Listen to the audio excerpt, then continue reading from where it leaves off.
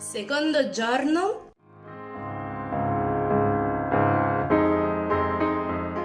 in una Milano uggiosa e piovosa un po', però noi non ci demordiamo e faremo un tour del centro di Milano con le principali mete, diciamo, turistiche, con la metro rossa, e questo tour l'ho preso dal video della Milano Pocket Guide in viaggio col tubo, quindi grazie ragazzi, vi porto con me. E spero questi video vi stiano piacendo. Ora andiamo a fare colazione prima di tutto e poi si esplora Milano. Buongiorno a tutti. Differenze tra Italia e altri paesi. Noi iniziamo il tour dalla stazione metro di Porta Venezia, saltando la fermata di Loreto, dove c'è Corso Buenos Aires, la più grande via dello shopping milanese. Siamo arrivate a Porta Venezia, dove ci sono i bastioni, i giardini Indro-Montanelli e dove c'è anche il museo di storia naturale. I giardini Indro-Montanelli, ora l'ho detto bene, realizzati alla fine del Settecento con impianto alla francese, sono il primo parco cittadino progettato per un uso pubblico. Nei giardini, la cosa che mi ha stupito di più è che a Milano c'è un sacco di verde. Guardate che bello! Ci sono un sacco di parchi, giardini. Adesso ci godiamo una bella passeggiata ai giardini Indro Montanelli, vabbè, non lo saprò mai dire. Il parco include alcuni edifici significativi, tra i quali Palazzo Dugnani, il Museo Civico di Storia Naturale che vedete in video e il planetario Ulrico Oepli. Tra le statue ovviamente troviamo la scultura che ritrae Indro Montanelli, realizzata nel 2002 dallo scultore Vito Tongiani. Avete notato che ci sta questo sole bellissimo? Sono senza parole. Stamattina pioveva. I giardini ospitano 3 aree gioco e un'area per il divertimento con giostre e trenino. Per quanto riguarda la flora, sono presenti molte specie arboree, con addirittura esemplari monumentali e secolari.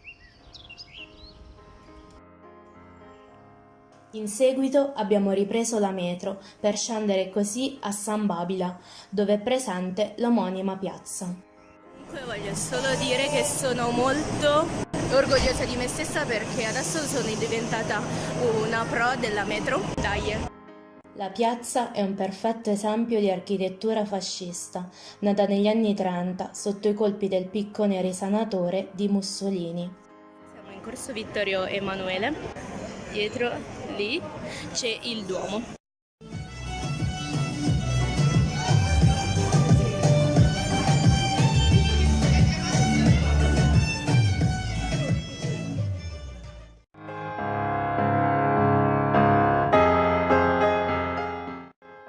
Vediamo del verde, noi andiamo.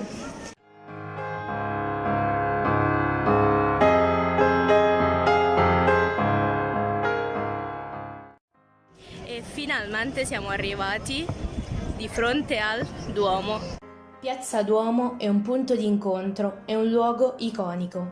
È tra le piazze più grandi d'Italia ed è composta dalla statua di Vittorio Emanuele II, da una serie di architetture risalenti a periodi diversi, posti quasi a cornice, ed ovviamente dall'imponente facciata del Duomo. Riposo sopra le scalinate del Duomo con questa vista. La galleria Vittorio Emanuele alla destra e Yasmina.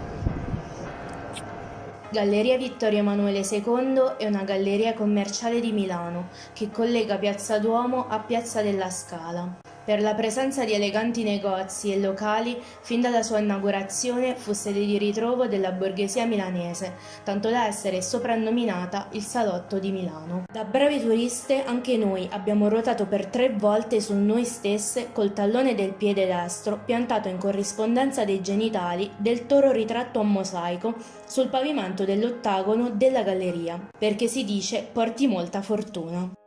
Aver Attraversato la galleria Vittorio Emanuele siamo arrivati al Teatro alla Scala. Il Teatro alla Scala è il più famoso teatro d'Italia ed è conosciuto in tutto il mondo. Al centro dell'omonima piazza si trova il monumento a Leonardo da Vinci, che in quel giorno non abbiamo potuto osservare bene perché era ricoperto da dei pannelli per una ristrutturazione. Adesso siamo al Castello Sforzesco. Eccolo. Scendendo alla fermata della metro Cairoli si trova una tra le strutture mantenute meglio in tutto il paese. Come la maggior parte dei castelli dell'epoca aveva una funzione prettamente difensiva, quando furono avviati i progetti di edificazione nella seconda metà del Trecento. Oggi il castello è sede di musei civici ed alla fine dell'Ottocento ospita una delle più vaste collezioni artistiche di Milano. Custodisce, da monumenti a resti antichi della città, la Pinacoteca, il Museo Egizio e molto altro.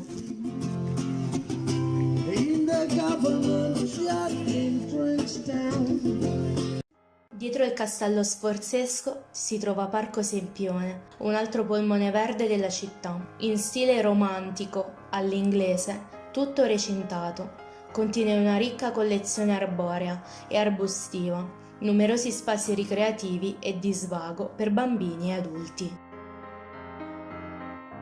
Lasciandosi alle spalle anche Parco Sempione, troviamo l'Arco della Pace, senza ombra di dubbio uno dei maggiori monumenti neoclassici di Milano.